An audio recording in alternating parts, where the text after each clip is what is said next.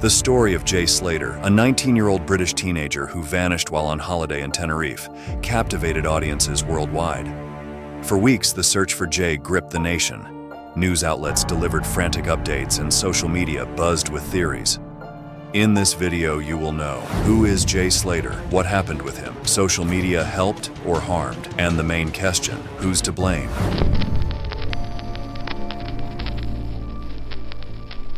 Just over a month ago, you probably hadn't heard of Jay Slater. He was a 19-year-old teenager, an apprentice bricklayer from Oswald Twistle, Lancashire. Jay went on holiday without his parents to Tenerife for the first time, like so many Brits this summer. The day before his disappearance, Slater attended the 3-day NRG Music Festival at Papagayo Beach Club in South Tenerife on the afternoon of 16th of June 2024. After the festival, Slater went to the mountain village of Masca with two men he met at the festival, Ayub Qasim and an unnamed man. Jay Slater disappeared on the island of Tenerife, Spain, after attempting to walk 10 hours back to his accommodation as a result of missing a bus.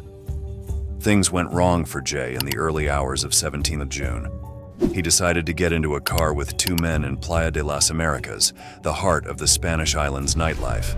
Those men, reportedly British nationals, drove the apprentice bricklayer about 22 miles, 36 kilometers, north to an Airbnb in the village of Masca, a tiny settlement surrounded by mountains and ravines. An immediate focus of the investigation became an image Jay posted on social media app Snapchat, cigarette in hand, tagged at the door of the apartment at 0730 BST. It showed he had stayed at the Airbnb. On 17th June at around 08 E Galler West, Ofelia Medina Hernandez, the last known person to meet with Slater. Hernandez recalled driving past Slater as he walked fast in the wrong direction. Hernandez owned the Café Villa Casa Abuelatina in Masca. She told him that his bus was due at 10:30, but Mike Jay didn't understand the answer and walked. 50 minutes later at 08:50, Slater called his friend Lucy May Law to tell her that he was lost, as he attempted to walk from Masca to where he was staying in Los Cristianos, on the south coast of Tenerife, a distance of 45 kilometers. Slater said that his phone had 1% battery and that he needed water. Then, in a video call to fellow friend Brad Hargreaves, Jay was walking on rough, stony ground, saying he was trekking 11 hours home after missing a bus. Brad thought he slipped on gravel. Whether further evidence exists to point to why Jay was up in the mountains or why he wandered into such dangerous terrain in that window until he was reported missing at 09:00 BST is unclear. The two men who gave Jay a lift were later allowed to leave the island after being quickly ruled out of the investigation by Spanish police, the Guardia Civil. Thanks to Jay's phone pinging a mast at 0850 BST, Spanish police had a location to work off: the rural Destino Park. Search teams sprang into action on difficult terrain. The search for Mr. Slater has involved his family, friends, police, and specialist mountain rescue teams, along with volunteers from several countries, including a group of Dutch mountain rescuers. It's an area of thick vegetation, steep ravines, and cliff faces. Weather conditions lurch between 30°C heat and sudden drops in both temperature and visibility as mist rolls in from the sea. In the snippets of information shared with the media, Guardia Civil press officers referred to specialist sniffer dog teams from Madrid, helicopter crews, and drones scouring the rough terrain. On 25 June, police officers looking for Slater stumbled across a Scottish hiker in a ravine. The 51-year-old was reported missing on 21st of June after failing to return from a hike near where Slater was last seen. Officers stated that he would not have managed to get out of the ravine by his own means due to the difficulty and lack of communication in the area. But the hiker stated that he was experienced and did not need rescuing. Local Guardia Civil and rescuers also searched a 2,000-foot deep ravine in the Teno Nature Reserve, as well as Masca and surrounding areas in the hunt for Slater. On 30th June 2024, Tenerife police stated that they were discontinuing the search for Slater, although the investigation remained open.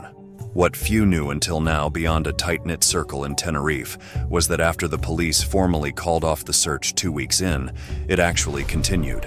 It appears the Guardia Civil may have hoped that announcing they had stopped searching would calm some of the attention around the case, as the search had certainly not ended.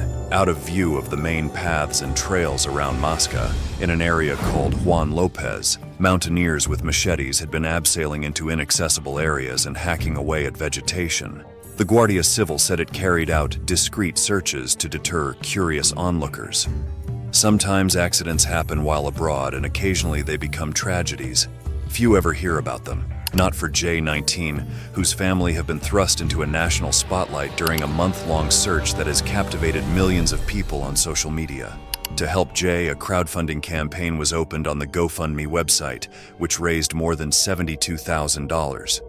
Following the start of a fundraiser, GoFundMe published a statement, with a spokesperson saying, "All campaigns are under review and no money will be transferred unless we can verify it goes straight to his family." This came after widespread online speculation about the intention of how the money would be used. Facebook group administrator Rachel Louise Harg said the funds raised would go to Slater's friends and family staying in Tenerife. A number of conspiracy theories were posted on social media regarding Slater's disappearance. On TikTok, over 30 million videos were made under the tag Jay Slater Opinions, many of which were speculation that Slater was tricking everyone for money. Slater's uncle feared third-party involvement. Some social media users have also engaged in trolling, which has been criticized. Author of Troll Hunting and global cyber hate expert, Ginger Gorman said it gives trolls targeting Slater's family a feeling of power and was depressing but not surprising in respect of Slater. Another author of a book on social media, Dr. Sarah Polak, said it is apophenia and fits in with the cultural trope that 19-year-old boys are not to be trusted.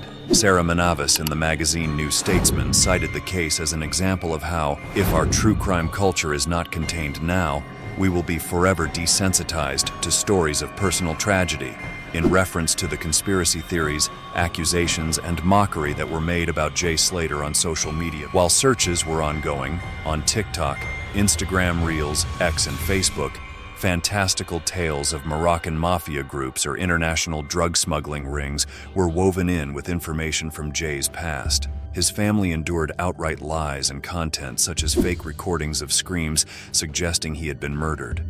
Jay's mom, Debbie, was hit with messages from people claiming they had kidnapped her son. Rachel Hargreaves, Brad's mother, who flew to Tenerife along with Debbie, tried to manage the flood of comments and messages on the family's official Facebook group. She soon became a target herself.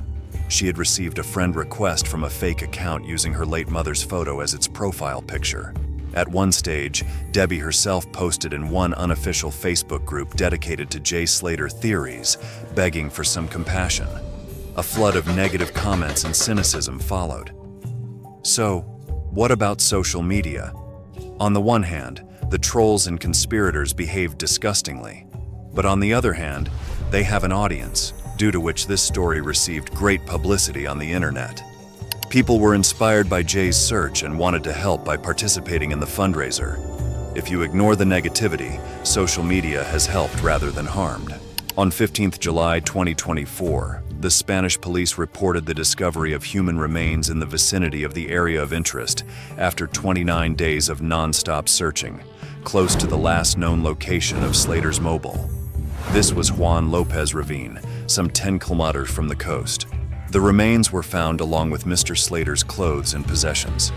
On Tuesday, the 16th July 2024, an autopsy by the local authorities confirmed a body found in the area was that of Jay Slater. The autopsy proposed that he passed away as a result of injuries from an accidental fall. It is suspected he suffered an accident or fall. Days of searches of this area had found nothing. Did they unwittingly walk past him first time around? The Guardia Civil have declined to answer any questions about this.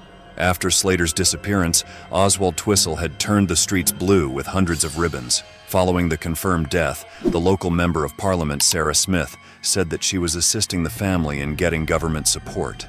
The family of Jay Slater have left a series of poignant messages close to the area where the 19-year-old's body was discovered. One was left next to a single rose and read, "Love you, little bro. Never in a million years did I think I'd be doing this. I'll look after mom and dad." Another was tied with a blue ribbon and signed with, "To my boy. Love, Dad. Always." Jay Slater's story is a tragedy that has touched many lives. Let's remember the importance of responsible online behavior and respect for those in difficult situations. Though the unanswered questions remain, we can all learn from Jay's story. May his memory be a reminder to stay safe while traveling and to treat each other with compassion. Thank you for watching the video. If you have questions, write them in the comments. And also check out our channel, we have some more interesting videos.